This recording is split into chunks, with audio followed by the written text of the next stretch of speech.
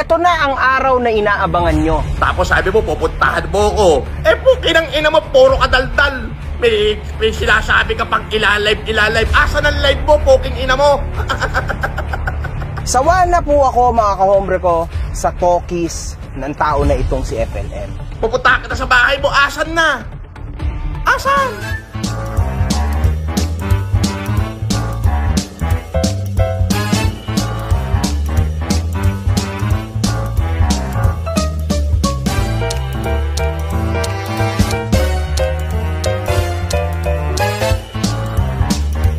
Pupunta kita sa bahay mo, asan na? Asan? Asan na? Pukin ang ina mo, gusto na kitang makakasalubong. Oo. Puta na sasampi-sampigahin ko yung pagbubuka mong pangit. Seryoso to, mga kahombre ko. Nandito ako ngayong araw na to. Nandito ako. Ayan, no. Kita nyo? BF International Homeowners. Sinabi mo ilalive mo, pupuntahan mo ako sa bahay ko. Asan na? Guys, mga kahombre ko, San Pableño to. Kinig kayo mga kahombre dyan, ha?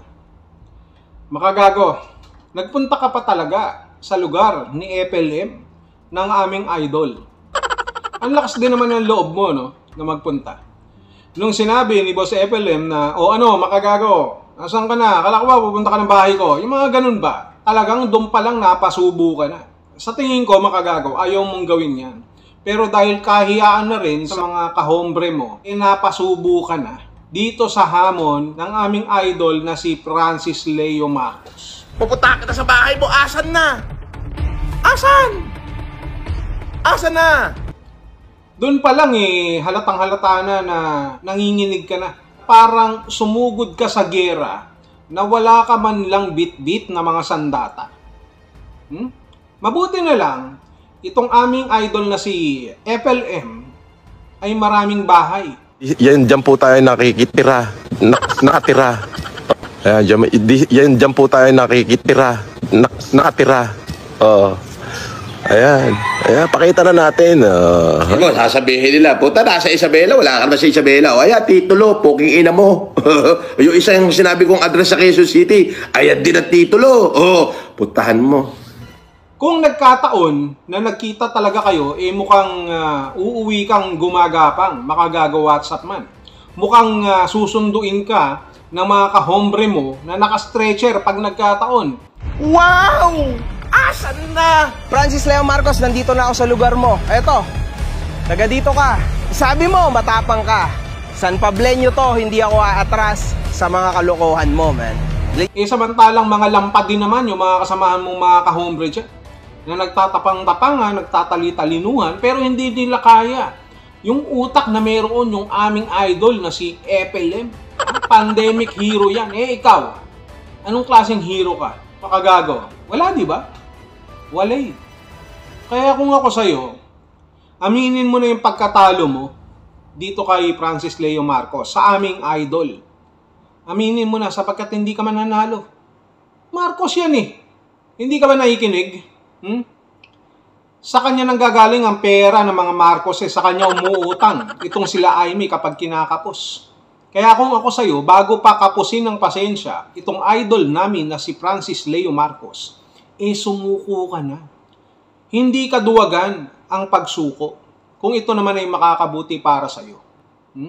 Kasi hindi ka lamang mapapahiya sa sarili mo kung hindi mapapahiya ka rin dun sa mga kahombre mo. Hindi takot si Francis Leo Marcos nung nagpunta ka na hindi mo siya nakita. Gagawin ka naming katuwaan ng mga supporter ko. Di ba?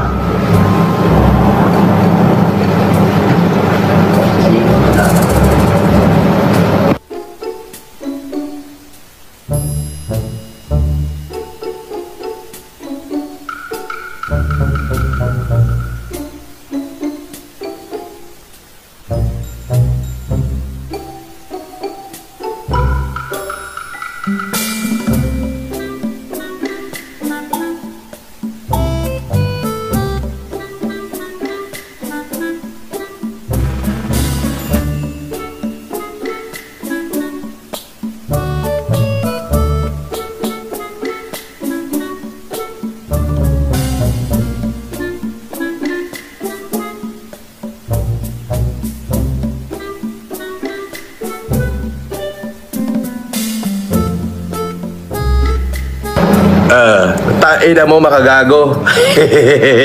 Araw-araw kita mumurahin, tarattado minuminuto. Hindi ka kasi nagsasurvey, hindi ka kasi nagre-research.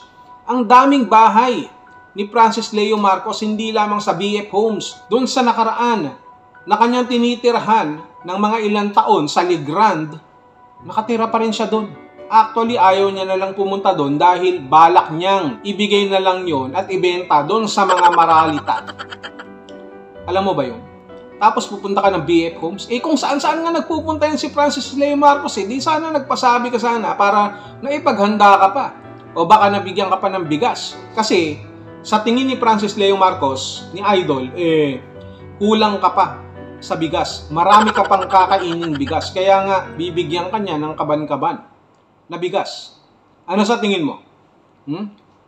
Hindi duwag sa'yo si Francis Leo Marcos. Mas lalong hindi mo kaya ang utak nun. Promise. Nung lumaya ako, may kinuha kaming bahay dyan. Oo, nakituloy muna ako kasi bagong laya ako. Just sa BF, sa Bay Citadela. At syempre, kinuhanan ko rin yung mga tao ko just sa BF, just sa International. Putang ina mo, bakit ka dyan pupunta? Sino lalabas sa'yo? For the views ka lang talaga, poke ng ina mo. Ang dami mong sinasabi, lahat ng nagcha-charity, lahat ng nagbibigay dito sa ating mga kababayan na naghihirap, lagi mo na lang nilalabanan. Lagi mong sinisira. Dito kay Francis Leo Marcos, paano kung hindi naganap ang Mayaman Challenge? Di, walang nakakatulong sa gobyerno ng mga oras na yun ng pandemic.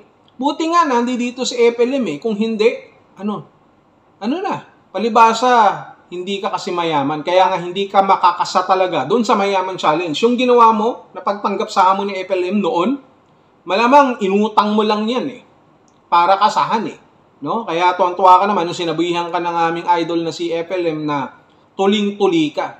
Na talaga naman yung kagaguhan mo ang kailangan ng ating sambayanan.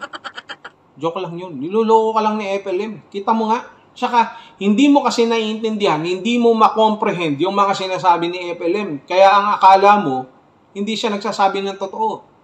Laging triple meaning yan. Quadruple meaning pa. Palibasa kasi, yung pagkakaintindi mo, makagago, ay limitado doon sa mga sinasabi ni FLM. Sinasabi mo na mahina ang argumento, mahinang sumagot, puro trash talk lang, puro mura. Alam mo kung bakit puro mura ang inaabot mo, makagago? Dito kay FLM? Kasi nga, hindi ka naman kamahalan. Ang dapat lamang sa'yo, mura. Kaya nga pinagmumura ka Ina mo makagago. Araw-araw kita mumurahin, tarattado minuminuto. Buti nga, yun lang ginagawa sa'yo. Kasi nilalabas na lang ng idol namin na si FLM yung kanyang samaan ng loob sa'yo. Pero may awa pa rin sa'yo. Kita mo, paano na lang kung pumunta ka nga doon sa bahay ni FLM? Doon sa lugar niya at magkita nga kayo, di kawawa ka. Pinigilan na lang ni FLM ang sarili niya na magkaharap kayo. Naawa na lang siya sa'yo sa totoo lang. Huwag ka magpapakita sa akin, ikakaskas ko yung mukha mo sa espalto, hayop ka. Maniwala ka sa akin, tangina mo. Patawarin niyo po ako. Pero hindi ko lang mapigil ang pagmumura sa putang inang tao na to. Walang ginawa kundi kabudulan ng putang inang to Ako putang na ibinibigay ko buhay ko makatulong sa tao. Ikaw putang ina mo, isusubo na lang ng tao, bubudulin mo pa, hayop ka.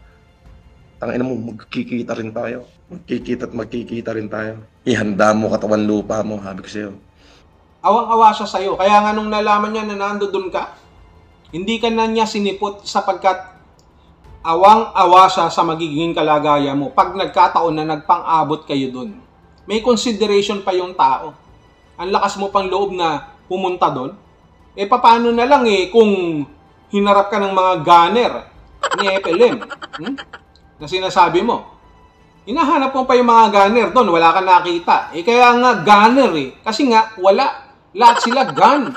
Hindi ka nakakaintindi talaga ng malalim na English Kasi nga, hindi ka ka-level ni FLM na nag-gumraduate pa sa Massachusetts. Sa susunod, makipag-usap ka muna sa mga sekretary ni FLM. Sa mga bataan niya, kung anong bahay ang dapat mong puntahan. Isa lang ang pinuntahan mo na bahay Ang dami niyang bahay sa Pilipinas. Sa totoo lang, sinisecret niya pa. Kaya ka hindi hinarap ni FLM kasi nga naaawa siya sa'yo. Kapag hinarap ka ni FLM ng mga oras na yon, pagbalik mo sa teritoryo mo, wala ka na rin mukhang ihaharap. sa mga kasama mo. Yun. Kaya magpasalamat ka pa kay Idol FLM at hindi ka talaga totally pinapatulan. Mura lang ang inaabot mo. Hindi ka pa siniseryoso niyan, sa totoo lang. Kaya lang marami siyang sinasabi sa'yo kasi nga gusto kanyang bigyan ng aral na hindi puro paninira yung ginagawa mo na yan sa Kalingap, kila Kuya Bal, Kalingap Rab, pati ba naman kay FLM, yan din ang gagawin mo. Hindi ka naman pinapakialaman. May nalalaman ka pang expose mukhang mas mauna ka pang ma-expose dito. Kaya ngayon, sorry na lang dun sa mga kahombre mo na nag-iiyakan ngayon. Ito ang itatak mo sa utak mo, MG, makagaga-WhatsApp man. Hindi mo kaya si FLM, si Idol FLM. Hindi mo kaya yan. Nagpapalit-palit yan ng anyo. Daig pa niyan yung Avengers saka yung mga Marvel. Meron siyang kapangyarihan ng kapal. Basta makapal yung kanyang kapangyarihan, parang class S na hindi mo malalapitan. Kaya nga hindi ka nakalapit Yun, naintindihan mo ba yun? Makagaga-WhatsApp man.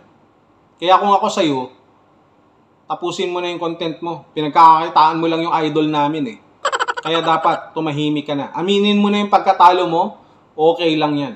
It's okay. It's okay sometimes to be number 2 behind our pandemic hero, Francis Leo Marcos. Yung mga binibintang mo sa kanya, guni-guni lahat yan. Nakita mo naman, nakalabas Kung yan talaga guilty, hindi makakalabas yan. Lahat yun, panaginip lang, joke lang lahat yun. Ngayon, wala ka na masasabi ngayon, makagaga-WhatsApp man, sumuko ka na. It's okay. It's okay. Tanggapin mo na lang. Lalo na, pati na rin sa Kalingap, tanggapin mo na lang. Akalain mo yun, doble na ang pagkatalo mo. Natalo ka na sa Kalingap, talo ka pa sa aming pandemic hero na si Francis Leo Marcos. Ano na? Kaya pa? Taga dito pala si FLM Ayaw akong papasukin. Nakakainis, man. Ayaw akong papasukin, mga kahombre ko. Ayan, sige, hintay pa tayo konti. Baka sakali naman akong papasukin. Tingnan natin.